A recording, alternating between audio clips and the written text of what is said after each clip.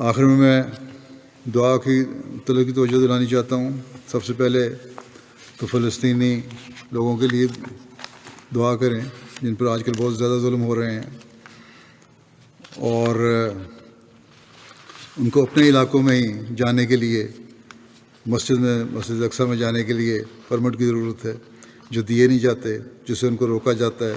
اور جو نماز پڑھنے کے لیے گئے تو وہاں زبردستی ان پر ظلم کیا گیا، ان کو مارا گیا حکومتی اہلکاروں کی طرف سے، ان کو ظلم کا نشانہ بننا پڑا.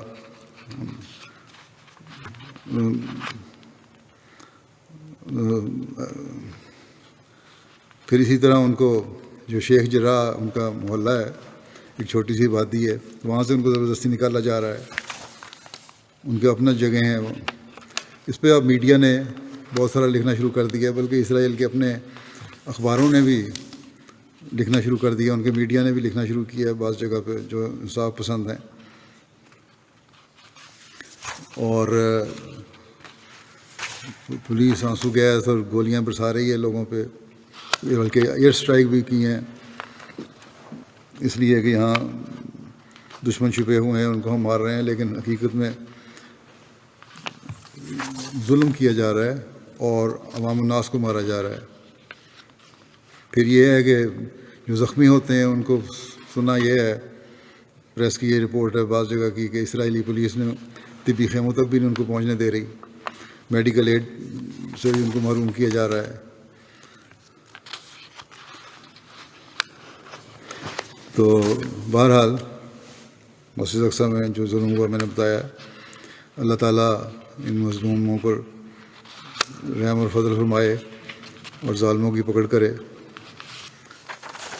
جو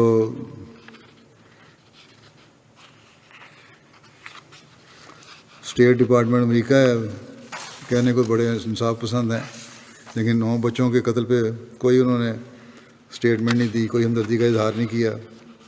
جب تک یہ 9 تھے، اب تو اور بھی زیادہ ہو چکے ہیں.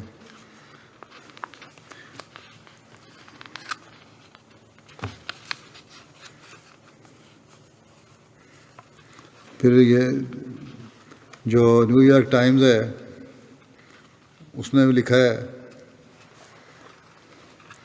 کہ ہیومن رائٹس واچ کی رپورٹ کے حوالے سے کہ اسرائیل اور مقبوضہ علاقوں میں فلسطینیوں پر اسرائیل یہودیوں کو فوقیت دیتا ہے. انصاف تو ہے ہی نہیں، تو ظاہر ہے فوقیت دینی ہے.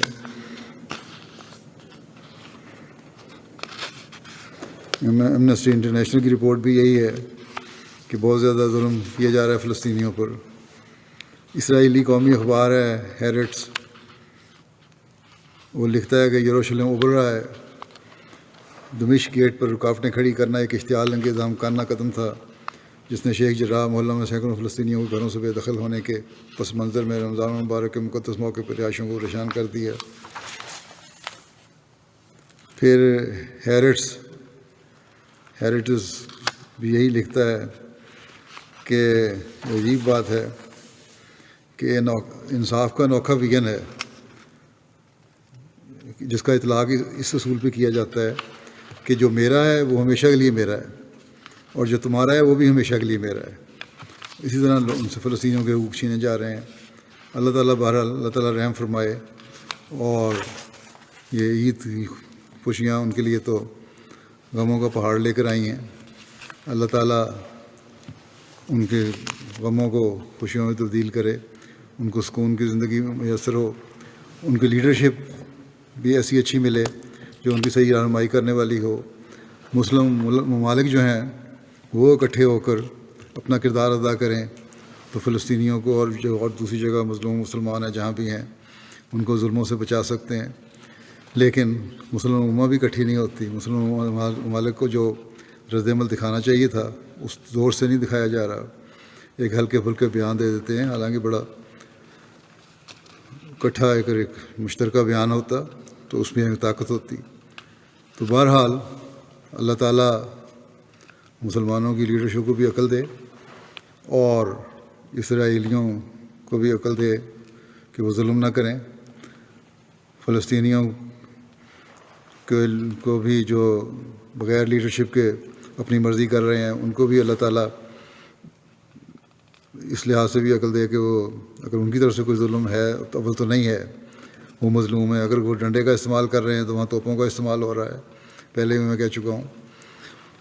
تو کوئی نسبت ہی نہیں ہے طاقت کے توازن کی. بس بہت زیادہ دعا کی ضرورت ہے فلسطینیوں کے لیے، اللہ تعالیٰ ان کے حالات کو بہتر کرے اور ان کے لیے آزادی کے سامان پیدا کرے، اور جو پہلے معاہدے کے تحت، ابتدائی معاہدے کے تحت جو ان کی جگہ میسر ہیں وہ ان کو مل ہی رہیں اور اس پہ قائم رہیں. اسی طرح تمام دنیا کے مظلوم احمدیوں کے لیے بھی دعائیں کریں جن کو سختیاں کی جا رہی ہیں پاکستان میں یا الجزائر میں یا کسی بھی ملک میں. اللہ تعالیٰ ان کو بھی مخالفین کے، اور اگر حکومتی کرندے ہیں تو ان کے شر سے محفوظ رکھے. دنیا کے تمام ضرورت مند لوگوں کے لیے دعا کریں، اللہ تعالیٰ ان کی خواہش جائز ضرورتوں کو پورا فرمائے، ان کی مشکلات کو دور فرمائے. عمومی طور پر دنیا میں ظلم کے خاتمے کے لیے دعا کریں، اللہ تعالیٰ اس دنیا سے ظلم کا خاتمہ کرے اور خدا تعالیٰ کو پہچاننے والے یہ لوگ ہو جائیں.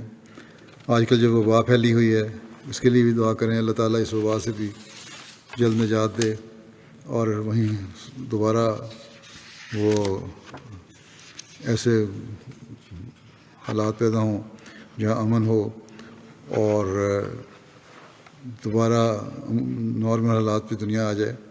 لیکن یہ تبھی ممکن ہے جب دنیا والے خدا تعالیٰ کو پہچانیں گے، اللہ کا حق ادا کرنے والے بنیں گے اور اس کے بندوں کا حق ادا کرنے والے بنیں گے.